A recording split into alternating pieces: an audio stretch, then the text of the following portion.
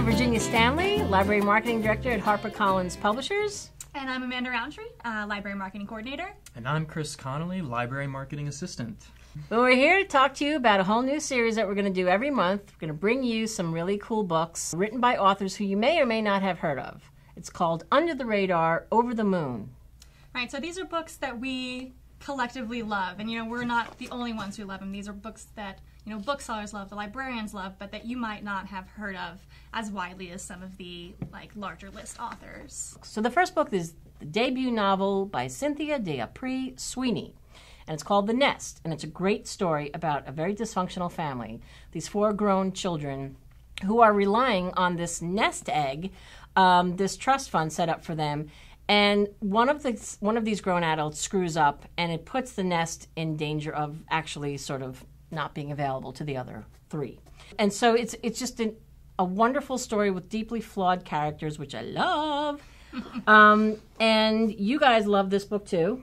I read it, loved it, didn't expect to. You hear these trust fund adults, you think you're not going to connect, but again, they're also real, at times tragic, at times comedic, but it's so well written.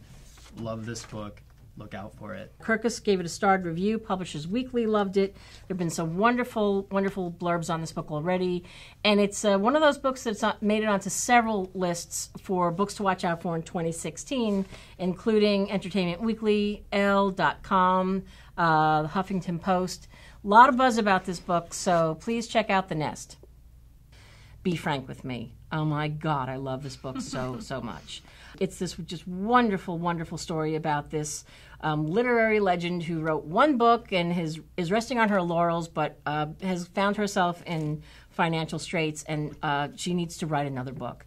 So her publisher sends someone to go out and stay with her and make sure that she stays on track to deliver the manuscript. But in fact, what she ends up doing is pretty much babysitting the writer's 9-year-old son named Frank. And Frank is like nobody you've ever met before. You guys want to talk about it? He's a weird but brilliant kid who dresses like a 30s Hollywood movie star, and still believable despite him being a savant of some sort. Library Journal gave it a starred review. Kirkus loved it. They said it's the curious incident of Where'd You Go, Salinger. That wraps it up right there. It's the perfect quote. And the last book on the list for this month is Sweet Girl by Travis Smallhauser. And it's a page-turner for sure. It takes place in Upper Michigan with a looming snowstorm on the horizon. And our main character, this young woman, discovers a baby abandoned in this house while she's looking for her troubled mother.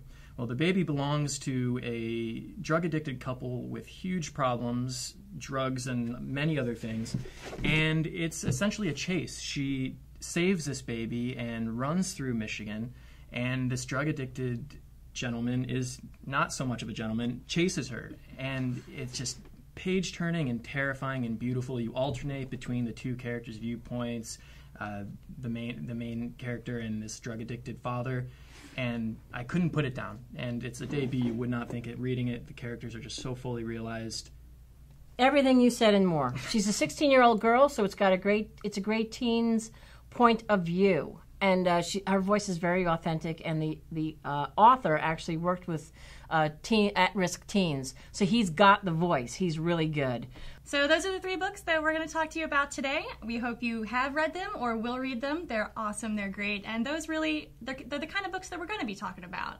Mostly these are going to be debut, mid-list authors with all the talent in the world, but maybe not the name recognition. Not for long. Thanks for checking in. We're really excited about this program. These books are under the radar, but we're over the moon about them. And we hope you will be too.